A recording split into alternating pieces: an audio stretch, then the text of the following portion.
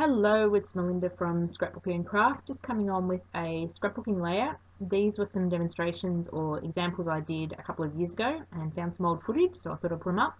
So working with one of our frames, I decided to go with a little frame with the rainbow and the unicorn and a picture of my daughter playing in the rain with a huge umbrella.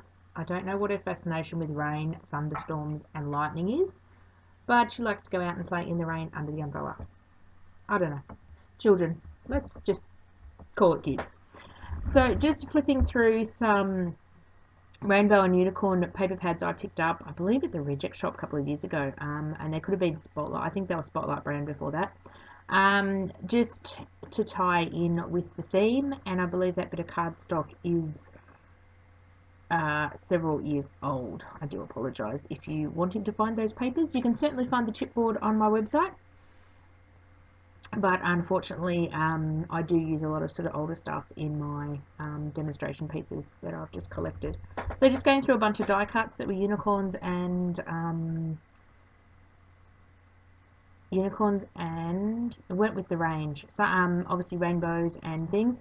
So before I colour up my chipboard, I like to get an idea, and this is another little pack from Reject Shop. I love picking up the little packs from Reject Shop. They have so many bits and pieces in them. So I love to get an idea of what my layout is going to look like before I go and colour my chipboard. So then I sort of can match in the colours and embellishments to the chipboard. So just going through the little embellishments here, picking out bits and pieces that I want to use.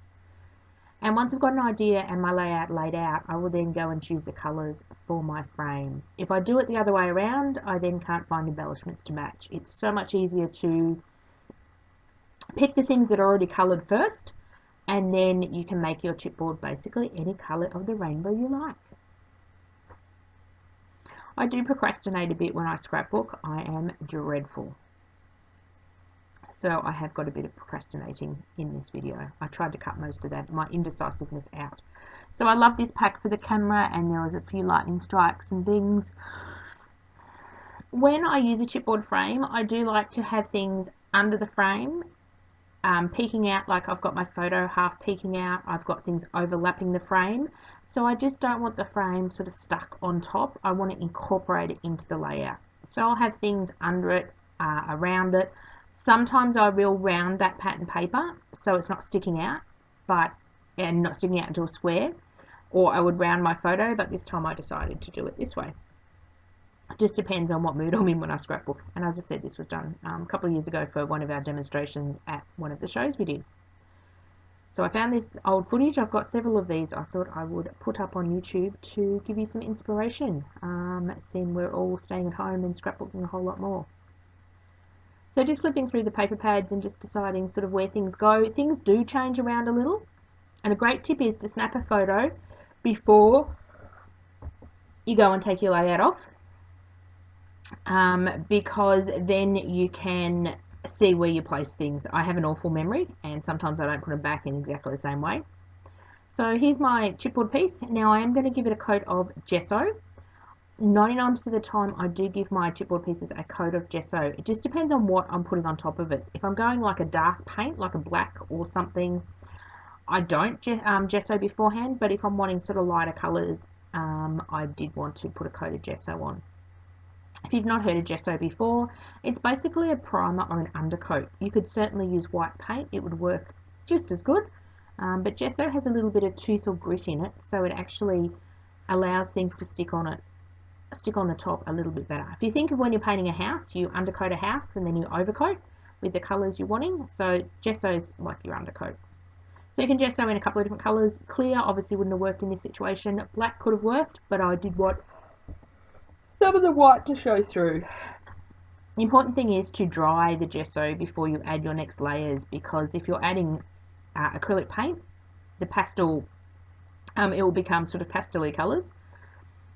Lost a bit of footage there, just using a clear embossing ink pad or any embossing ink pad to put some silver embossing powder around the edge of the frame. I deliberately didn't do it over the unicorn and the rainbow. I have different plans for that. So this is just some silver embossing powder. And just heating that up. If you've not used embossing powder before, I did do the unicorn actually. You just basically need the little powders starts to powder, and when you heat it, as you can see there, it sort of goes to a shiny film.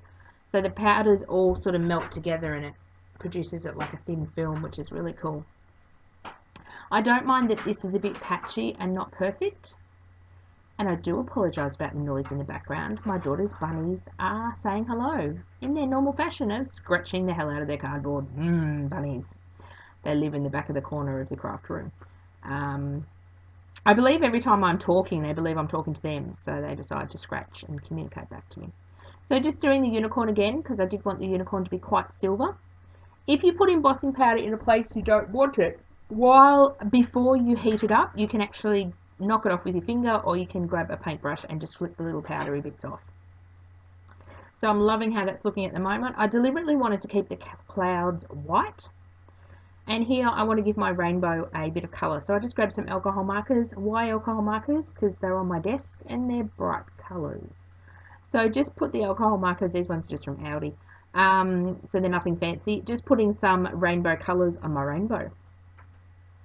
So when you're decorating chipboard, you can be as fancy or as plain as you like. I could have coated this entire thing with silver and left it at that, but this particular day I decided I want to be a bit more fancy and get in some different colours. So the chipboard is like a blank canvas. You can do whatever you like to it. It takes a huge amount of paints, inks, embossing powders, texture paste. You can actually emboss pieces through a Cuttlebug and get like bumpy, lumpy surfaces and things.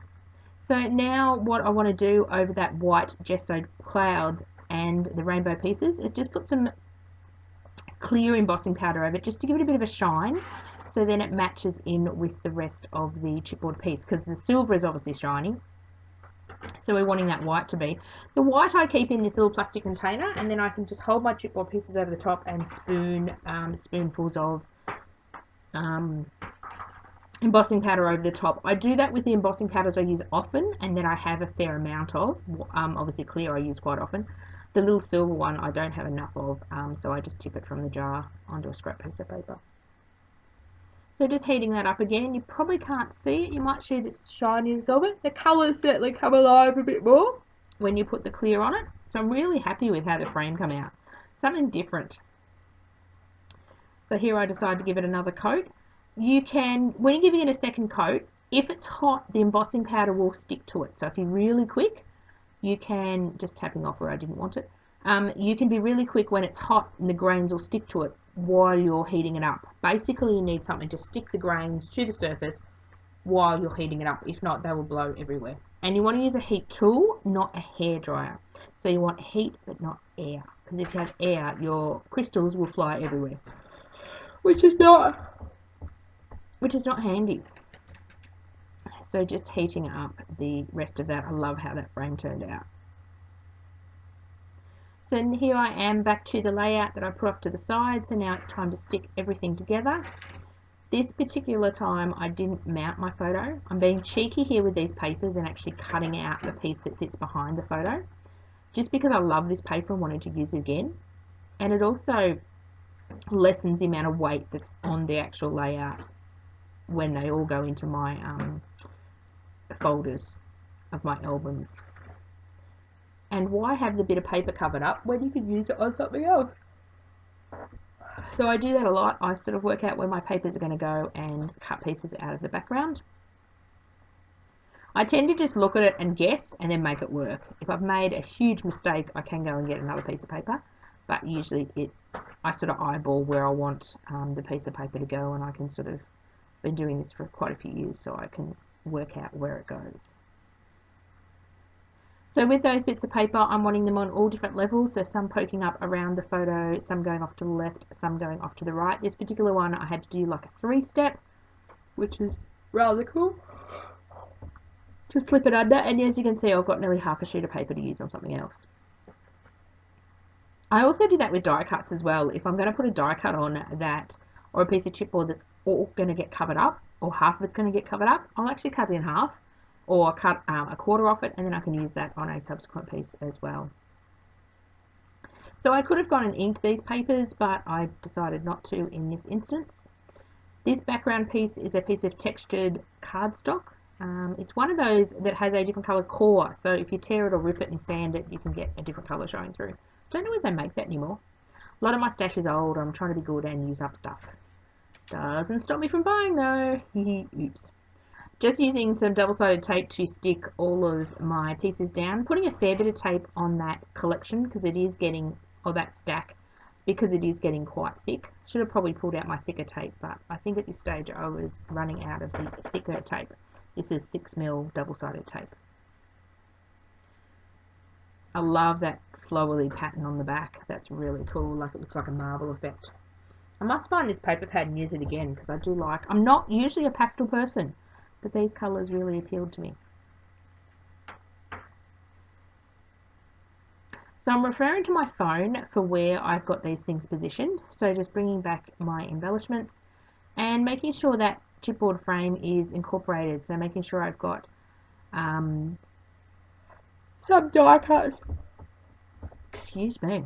Some die cuts sitting over the top. The collection did come with some washi, so I'm umming and ahhing whether I'm going to use it. I can't remember if I actually used any washi on this layout or not. So if you've not heard of washi, it's basically decorative paper tape, and it's semi-translucent, so it will give you different looks on different surfaces. So you put on white as you put on black. I think I give up on the washi. I do have a large washi collection I'm trying to use up. Oops. Oh, no, I try to bring it back. See, I told you I'm procrastinating a lot. Actually, I might use it. I usually put still photos at the end of these layouts, but unfortunately this layout went to a show and I don't know whether it actually come home.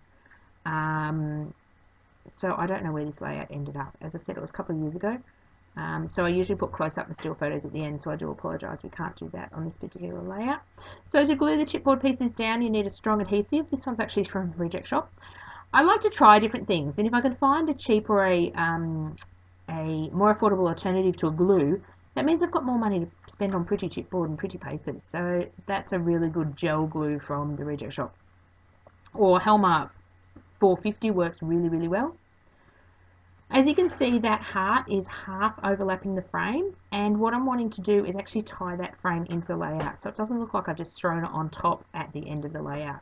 So I'm putting a bit of foam tape on the parts of the heart that aren't sitting up on the frame to make it level. Does that make sense? And then I'll put a bit of glue on as well, because trying to glue something onto the frame, the chipboard frame that's been heat embossed, sometimes the double-sided tape just isn't enough. And I do that with the camera as well. I'm just putting some foam adhesive. Sometimes I use scrap chipboard as well. I end up with oodles of scrap chipboard. Sort of the negative bits that come out when I cut, just to make it a bit more bulky and that embellishment to sit flat. If I didn't put that foam tape on, the embellishment would actually not sit flat and would look funny. And I'm trying to use up all these little squares, so it's a pain to actually peel off the backings. But as you can see, I've got things overlapping the frame. I've got paper sticking out from the bottom of the frame. It just helps to marry it all together. And again, I go looking at the string. Do I end up using any? This pastel twine actually was in the same collection I got from Reject Shop. So, oh, actually I do end up using it. I put a big blob of it under the camera. So just sort of to add another texture and add another element to the design. So I'm nearly finished with sticking all the bits on. Some pieces I raise up, some pieces I stick on flat. Just depends on what look I am going for. So thank you very much for watching one of our videos for Scrapbooking and Craft, and this chipboard frame can be purchased from our store and the link will be in the description box below. There's my lovely daughter's hand coming in making suggestions. Don't you love when children make lovely suggestions on your layouts? I will leave it there. Goodbye for now.